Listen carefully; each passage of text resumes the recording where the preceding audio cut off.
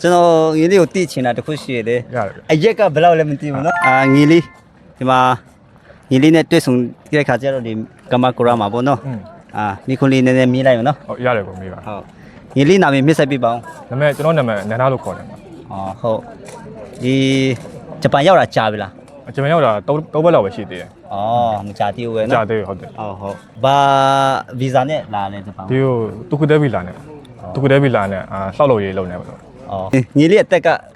21ငယ်လေးပဲရှိသေးတယ်နော် ငယ်သေးရ ကျွန်တော်ငီလေးကိုတိချင်တာတခုရှိရတယ် ရတယ် အရက်ကဘယ်လောက်လဲမသိဘူးနော် ရက်က6ပဲ6ပြော 6ပြီး6ဒါဆို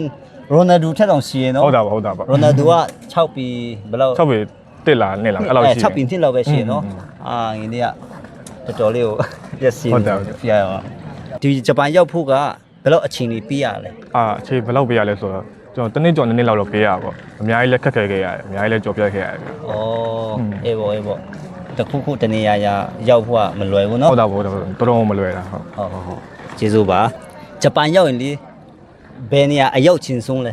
ရောက်ချင်လို့ကတော့ကျွန်တော်အိုကီနာဝါငါးပြတိုက်သွားခြင်းတယ်ငါးပြတိုက်ဟုတ် အဲ့ဒါရောက်ပြီးပြီလား မရောက်သေးဘူးဒီနေ့ကနေတော်တော်ဝေးတယ်အိုကီနာဝါဆိုတာလေသူကျွန်းပြီးတက်သွားရဆိုတော့တော်တော်ဝေးတယ်အဲ့ဒါတော့ ဟုတ်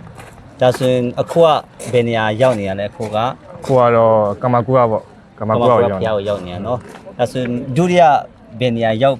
ဖြစ်မှာလဲပေါ့အဲ့ဒီ ဒုတိယအသွားခြင်းလို့ငါပြတိုက်တော်တော်သွားခြင်းတယ် ဘယ်တော့တော့ဖြစ်မယ်လို့ညွှန်မှန်းထားလဲ အဲ့ဒါတော့ကြောင်းမှထင်တယ်သူကတော်တော်ဝေးရဆိုတော့လေ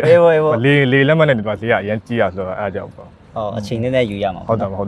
ကျေးဇူးပါဂျပန်ရောက်နေခက်ခဲရလို့ခံစားရလား အစပိုင်းကတော့နည်းနည်းတော့ခက်ခဲတာပေါ့အဝိုင်းကြာနေပေါ့နည်းနည်းကျင်းသားရပါတော့အဆင်ပြေသွားပြီပေါ့နောက်ပဲကြာအစပိုင်းတော့နည်းနည်းတော့ခက်ခဲတာပေါ့ဘာသာစကားဘာလို့ပေါ့နော် ပြီးတော့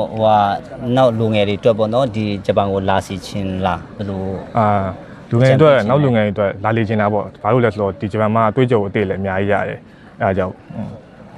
ဟုတ်ကဲ့ပါခုလိုမိခွန်းလေးတွေဖြီးချပြတဲ့အတွက်ကျေးဇူးတင်ပါတယ် ဟုတ်ရပါတယ်အခုကျွန်တော်လည်းကျေးဇူးတင်ပါတယ်ဗျာ ဟုတ်ကျေးဇူး